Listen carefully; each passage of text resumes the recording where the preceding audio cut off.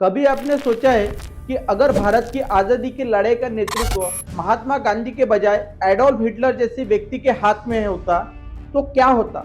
क्या भारत जल्दी आज़ाद होता या फिर भारत आज़ाद होने से पहले ही खुद को खो देता? शुरुआत में एक बात बिल्कुल साफ कर दूं, यह वीडियो किसी को प्रशंसा करने के लिए नहीं बल्कि एक डीप एनालिसिस है। यह किसी को ग्लोरीफाई करने के लिए नहीं बल्कि यह समझने के लिए है कि गांधी का रास्ता क्यों अनिवार्य और सही था। हम अक्सर कहते हैं गांधी जी की मेथड स्लो थी, नॉन वायलेंस संघर्ष इम्प्रैक्टिकल था, ब्रिटिश को मार मार कर भगाना चाहिए था। यह सवाल वैलिड है, लेकिन हिस्ट्री सिर्फ रिजल्ट से नहीं बल्कि प्रोसेस और नतीजों से भी जज होती है। इसलिए आज हम एक डेंजरस बट थॉटफुल एनालिसिस करेंगे। अगर भारत ने मॉरल रेजिस्टेंस मतलब नैतिक प्रतिरोध के बजाय एब्सोल्यूट पावर, हिंसा और ऑथोरिटेरियन लीडरशिप को चुना होता तो क्या होता? गांधी का कोर बिलीफ था means define the end. In simple word, जिस रास्ते से गोल हासिल किया जाता है वही उसके परिणाम का स्वरूप तय करता है। हिटलर का बिलीफ था end justify the means. In simple word, goal सही हो तो उसे पाने का तरीका गलत होते हुए भी एक्सेप्टेबल ही है।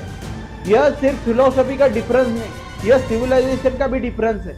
अगर हिटलर भारत के फ्रीडम मूवमेंट का लीडर होता तो फ्रीडम स्ट्रगल मास मूवमेंट नहीं बल्कि वह एक मिलिटराइज रिवॉल्यूशन होता। मतलब ऐसी क्रांति जिसमें सत्ता परिवर्तन के लिए हथियार, सेना और हिंसा का प्रयोग हो, जिसमें no debate, no dissent, no patience, सिर्फ एक ही आवाज, वो भी सिर्फ लीडर की। यस, इंडिपेंडेंस शायद जल्दी मिल जाती, बट एट व्हाट कॉस्ट? इस संघर्ष से लाखों नहीं बल्कि करोड़ों मासूम भारतीय मारे जाते। सिर्फ ब्रिटिश ही नहीं बल्कि भारतीय एक दूसरे का दुश्मन बन जाते। गांधी जी मानते थे आग के बदले आग पूरी दुनिया को अंधा बना देंगी, और वही एडोल्फ हिटलर ने पूरी दुनिया को अंधा होने पर मजबूर किया था। अब यहाँ एक बहुत इंपॉर्टेंट फैक्ट है कि जर्मनी एक रिलेटिवली होमोजीनियस सोसाइटी थी। मतलब जर्मनी में एक ही भाषा, एक ही संस्कृति, एक ही पहचान वाली सोसाइटी थी, जो हमारे भारत में कभी नहीं थी। और आज भी भारत में अनेक धर्म, अनेक भाषाएं, अनेक पंथ, अनेक जातियां और विचारधाराएं मौजूद है। पर हिटलर टाइप लीडरशिप यूनिफॉर्मिटी मतलब एकरूपता मांगती है। इंडियन सोसाइटी प्राचीन समय से प्लूरलिटी मतलब बहुसंख्या पर सर्वाइव करती है। अगर हिटलर भारत का लीडर होता तो पूरे देश में सच्चा भारतीय कौन है ये कौन डिसाइड करता, और इस परिभाषा में किसे इंक्लूड किया जाता और किसे एक्सक्लूड। इतिहास हमें बार बार बताता है कि ऑथोरिटेरियन रेजिम मतलब सत्तावादी शासन को एक एनिमी की जरूरत हमेशा से ही होती है। अगर बाहरी एनिमी ना हो तो इंटरनल एनिमी बनाया जाता है, और यही भारत के लिए सबसे डेंजरस होता। भारत में यह स्थिति सीधे पूरे देश को सिविल वॉर की ओर ले जाती, जो पार्टीशन से भी अधिक हिंसक होती। इसका परिणाम होता परमानेंट इंस्टेबिलिटी और समाज पर थोपा जाता एंडलेस रिप्रेशन। अब वैश्विक राजनीति की बात करते हैं। ब्रिटिश एम्पायर एक विरोधाभास पर खड़ा था, जैसे कि खुद के देश में लोकतंत्र और उनके कॉलोनियों में लोगों का दमन। गांधी और भारत के अन्य नेताओं ने इस पाखंड को पूरी देश दुनिया के सामने एक्सपोज किया था। दुनिया के कई देशों ने भारत को सपोर्ट इसलिए नहीं किया क्योंकि भारत कमजोर था, बल्कि इसलिए कि भारत मॉरली स्ट्रांग था। अगर हिटलर स्टाइल की हिंसक क्रांति होती तो ब्रिटेन के पास भारतीयों के दमन का पूरा नैतिक बहाना होता। लॉ एंड ऑर्डर का नैरेटिव अंग्रेजों के पक्ष में चला जाता। भारत के प्रति वैश्विक सहानुभूति जीरो होती।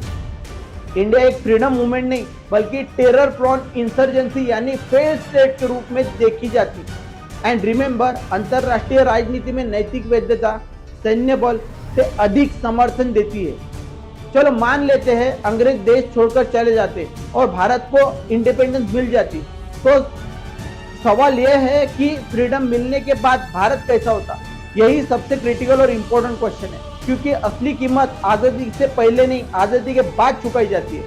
हिटलर नेतृत्व वाले भारत में देश के पास झंडा होता लेकिन लोगों के पास में आवाज नहीं होती। आज का भारत चीन जैसे वन पार्टी स्टेट होता, नॉर्थ कोरिया जैसा एक ही सुप्रीम लीडर होता, और पाकिस्तान जैसा मिलिट्री फर्स्ट गवर्नेंस होता। नो इंडिपेंडेंट जुडिशरी, न्याय व्यवस्था सत्ता से डरती, प्रेस एंड मीडिया फ्री नहीं होती, सच सिर्फ वही जो सरकार कहे। भारत का संविधान जस्टिस, लिबर्टी, इक्वालिटी जैसे वैल्यूज पर विश्वास नहीं करता। भारत में कानून नहीं, सिर्फ आदेश चलता। ऐसा देश ऑन पेपर आजाद होता, लेकिन वास्तव में गुलामी होता। हिस्ट्री हमें क्लियर बताती है, ऐसे स्टेट का भविष्य एक जैसा होता है।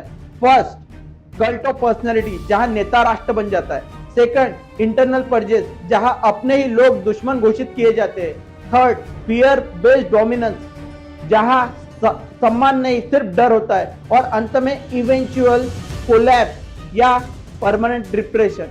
अब जरा दूसरे दृष्टि से सोचिए, जैसे कि अभी वर्तमान में हमारे देश का है, मतलब गांधी के नेतृत्व वाला भारत, जहां कॉन्स्टिट्यूशन जो सत्ता को बांधे रखता है, फंडामेंटल राइट जो नागरिकों को अधिकार देता है, न्याय व्यवस्था जो किसी बड़े नेता को भी कटघरे में खड़ा करने की ताकत रखती है, इलेक्शन जहां शासक कुछ समय के बाद बदले जा सकते हैं, पीसफुल ट्रांसफर ऑफ पावर, जहां बिना खून बहाए सत्ता का हस्तांतरण होता है। यस, सिस्टम में त्रुटि है, हाँ, लोकतंत्र अव्यवस्थित भी है, लेकिन लोकतंत्र की सबसे बड़ा आउटकम है करेक्शन विदाउट ब्लडशेड, मतलब बिना रक्तपात के सुधार।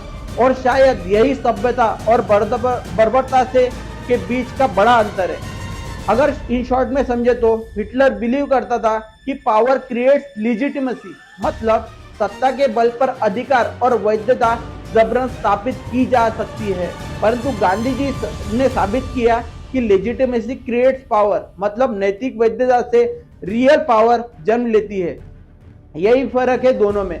गांधी जी परफेक्ट नहीं थे, उनका तरीका थोड़ा स्लो था, वो जिद्दी थे, कई बार वो अनकंफर्टेबल भी थे, लेकिन गांधी जी ने भारत को सिर्फ आजादी नहीं दी, बल्कि भारत को एक सुनहरा भविष्य भी दिया है। एक ऐसा भविष्य जहां सरकार सवालों से डरती है और नागरिक चुप रहने को मजबूर नहीं रहते। अगर हिटलर जैसे व्यक्ति ने भारत को आजादी दी होती तो शायद हम ब्रिटिशर से आजाद होते, लेकिन सच में एक तानाशाह के गुलाम बन जाते। And remember this line carefully, independence without a liberty is just a change of master. स्वतंत्रता बिना स्वतंत्रता के केवल शासन में बदलाव है। इसलिए हम जब गांधी जी को याद करते हैं तो हम सिर्फ एक आदमी को नहीं, एक सिविलाइजेशन चॉइस को याद करते हैं। एक चॉइस डर और अंतरात्मा के बीच, स्पीड और सस्टेनेबिलिटी के बीच, पावर और मोरालिटी के बीच। और अगर यह वीडियो आपको अनकंफर्टेबल लगा तो शायद यही उसका उद्देश्य था। लाइक, शेयर और सब्सक्राइब जरूर कीजिए, लेकिन सिर्फ सोच समझकर कमेंट करें, बिकॉज हिस्ट्री का काम सिर्फ याद रखना नहीं, सीखना होता है। मिलते हैं अगले इंपॉर्टेंट और इंटरेस्टिंग टॉपिक पर चर्चा करने के लिए। धन्यवाद। जय हिंद।